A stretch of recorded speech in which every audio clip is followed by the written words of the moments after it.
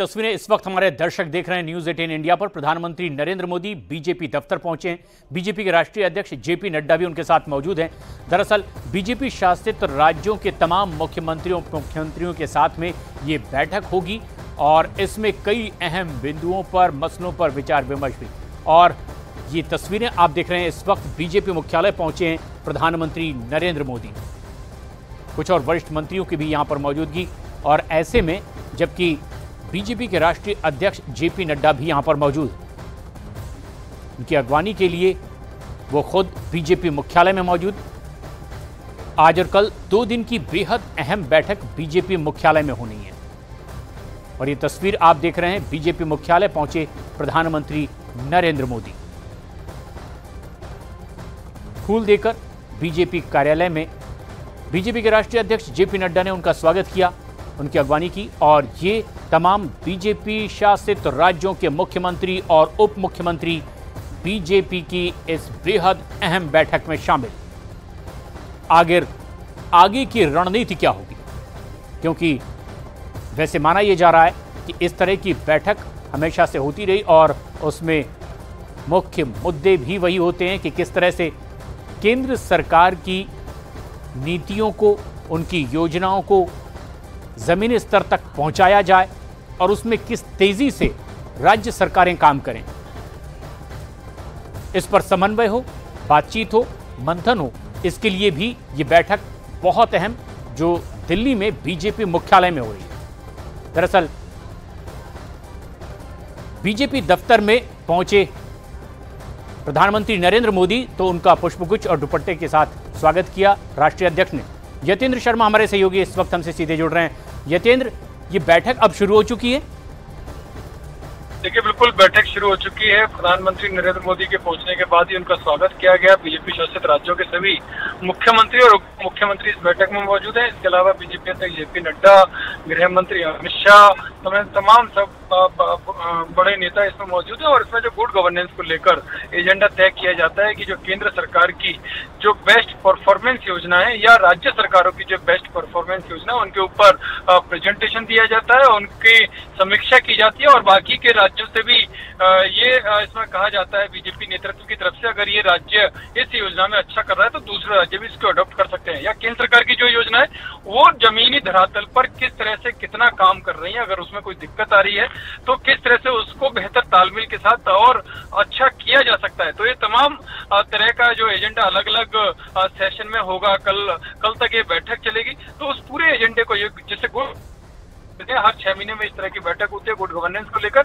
उसमें इन सभी एजेंडों पर जो जन कल्याण से जुड़ी हुई योजना है उन सब पर चर्चा की जाएगी। जी यतेंद्र, आज भी ये बैठक और कल भी एक सेशन हो रहा है, क्या दोनों ही सेशन में आज और कल के लिए विषय निर्धारित किए गए हैं कि आज कहां और कैसे 2 भागों में ये बैठक?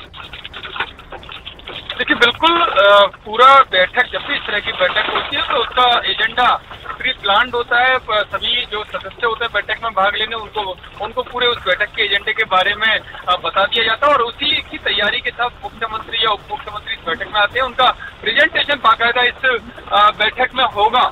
इसी वजह से सभी अपने अपने राज्यों की जो बेस्ट परफॉर्मेंस जो योजना है उन सब की तैयारी के साथ सभी आए हुए हैं। और कल दोपहर तक करीबन 2:30 बजे तक ये बैठक चलेगी। आज डिनर तक चलेगी, कल सुबह फिर 9 बजे से बैठक शुरू हो जाएगी। और इसमें बीच में करीब कल सुबह 11 बजे जो प्रधानमंत्री मोदी के मन की बात का जो कार्यक्रम होता है, कल सभी मुख्यमंत्री कल उसका लाइव स्क्रीनिंग में इसी बीजेपी मुख्यालय में रहेंगे और उसके बाद फिर बैठक का एजेंडा चालू हो जाएगा। तो ये भी एक बड़ी बात है, मन की बात कार्यक्रम के वक्त तमाम बीजेपी शासित राज्यों के मुख्यमंत्री बीजेपी दफ्तर में ही मौजूद रहेंगे। मन की बात कार्यक्रम वो साथ मिलकर के ही सुनेंगे।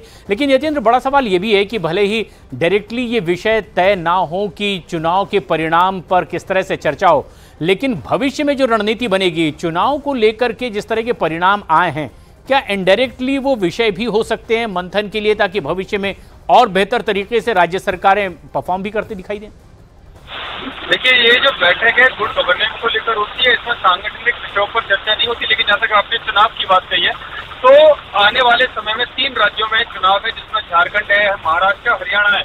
और इन्हीं तीनों राज्यों के, जिसमें से महाराष्ट्र में उप मुख्यमंत्री देवेंद्र फडणवीस हैं और हरियाणा के मुख्यमंत्री नायब सिंह सैनी इसमें मौजूद है। और कोशिश यही रहेगी कि वो दोनों अपने राज्यों का जब प्रेजेंटेशन देंगे तो वो प्रेजेंटेशन आने वाले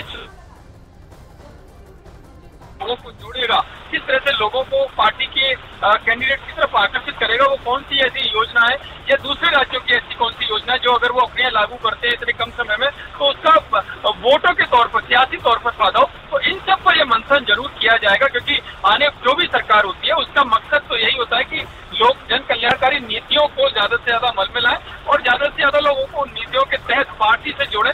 तो ये एक मंथन का अहम हिस्सा रहेगा और इन राज्यों की रणनीति पर फोकस भी किया जा सकता है। तो मुख्य रूप से गुड गवर्नेंस का कैसे प्रचार और प्रसार हो, और एक राज्य में अगर इस तरह से कोई व्यवस्था चल रही है जो जन कल्याणकारी है, जिसे बहुत ज़्यादा अच्छा प्रतिसाद मिल रहा है, तो कैसे वो दूसरे राज्यों में भी बढ़ाई जा सकती है, इसे लेकर के भी चर्चा होगी। बेहद अहम बैठक बीजेपी मुख्यालय में दिल्ली में इस वक्त लोकसभा चुनाव के बाद जिस तरह से परिणाम आए हैं, उसके बाद ये बैठक बेहद अहम बैठक मानी जा रही है। बीजेपी शासित राज्यों के मुख्यमंत्री, उप मुख्यमंत्री इस बैठक में शामिल हैं। खास बात यह है कि उत्तर प्रदेश के भी मुख्यमंत्री, उप मुख्यमंत्रियों की इस बैठक में मौजूदगी है, जिनको लेकर चर्चा लगातार राष्ट्रीय स्तर पर हो रही है। लेकिन साथ ही साथ केंद्रीय गृह मंत्री अमित शाह हैं, राजनाथ सिंह हैं, जो पूर्व राष्ट्रीय अध्यक्ष भी रहे, वर्तमान राष्ट्रीय अध्यक्ष की मौजूदगी है, और तमाम बीजेपी शासित राज्यों के मुख्यमंत्री, उप मुख्यमंत्री भी इस बैठक में मौजूद। यतेंद्र हमारे सहयोगी जिस तरह से जानकारी दे रहे हैं कि गुड गवर्नेंस प्रमुखता से चर्चा का विषय इस बैठक में, मुख्यमंत्री परिषद की ये बैठक जिसमें तमाम मुख्यमंत्री, उप मुख्यमंत्री बीजेपी शासित राज्यों के मौजूद हैं, और माना यह जा रहा है कि जिस तरह के चुनाव परिणाम आए उसके बाद भविष्य में किस तरह से और सरकारें काम करें, उस पर यह बेहद अहम बैठक।